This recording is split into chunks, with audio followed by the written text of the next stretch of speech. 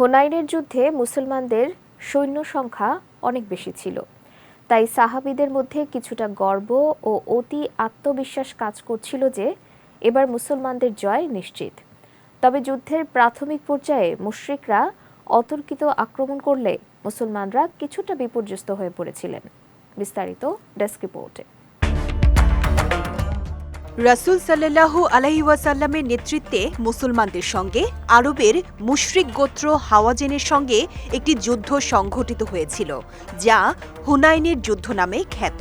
অষ্টম হিজরির রমজান মাসে যখন মক্কা বিজিত হয় আর মক্কার কুরাইশরা অস্ত্র সমর্পণ করে, তখন আরবের বিখ্যাত ধনী ও যুদ্ধবাজ হাওয়াজেন গোত্র মুসলমানদের বিরুদ্ধে যুদ্ধের প্রস্তুতি নেওয়া শুরু করে। নবীজি সাল্লাল্লাহু আলাইহি ওয়াসাল্লাম তাদের যুদ্ধ প্রস্তুতির কথা জানতে পেরে তাদের বিরুদ্ধে যুদ্ধের সিদ্ধান্ত নেন। অষ্টম হিজরির ৬ই শাওয়াল শুক্রবার নবীজি প্রায় ১৪,০০০ সৈন্যের এক বিশাল বাহিনী নিয়ে যুদ্ধযাত্রা করেন। এই সেনাদলের ১২,০০০ সৈন্য ছিলেন নবীজির সাথে মক্কা আক্রমণ করতে আসা সাহাবী, আর ২,০০০ ছিলেন মক্কা বিজয়ের পর মুসলমান হওয়া নতুন সাহাবী। ইসলামের আবির্ভাবের পর থেকে মুশরিকদের সঙ্গে যুদ্ধে সাধারণত শত্রুদের তুলনায় মুসলমানদের সংখ্যা কম হতো। এরপরও বেশিরভাগ যুদ্ধে আল্লাহর সাহায্যে মুসলমানরাই বিজয়ী হয়েছেন। হুনাইনের যুদ্ধে মুসলমানদের সৈন্য সংখ্যা ছিল শত্রু সৈন্যদের তুলনায় অনেক বেশি, তাই সাহাবীদের মধ্যে কিছুটা গর্ব ও অতি আত্মবিশ্বাস কাজ করছিল যে এবার মুসলমানদের জয় সুনিশ্চিত। তবে যুদ্ধের প্রাথমিক পর্যায়ে মুশরিকরা অতর্কিত আক্রমণ করলে মুসলমানরা কিছুটা বিপর্যস্ত হয়ে পড়েছিলেন।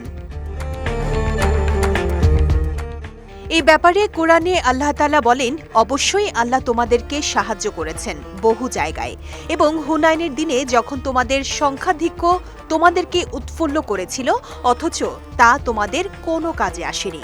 জমিন প্রশস্ত হওয়া সত্ত্বেও তোমাদের জন্য সংকীর্ণ হয়ে গিয়েছিল, তোমরা পিঠ দেখিয়ে পালিয়ে গিয়েছিলে। তারপর আল্লাহ তার পক্ষ থেকে প্রশান্তি নাজিল করলেন তার রাসূলের ওপর ও মুমিনদের ওপর, এবং নাজিল করলেন এমন সৈন্যবাহিনী যাদেরকে তোমরা দেখোনি, আর কাফিরদেরকে আযাব দিলেন। এটা কাফিরদের কর্মফল। এরপর আল্লাহ যাদেরকে ইচ্ছা ক্ষমা করে দিলেন। আল্লাহ অত্যন্ত ক্ষমাশীল, পরম দয়ালু।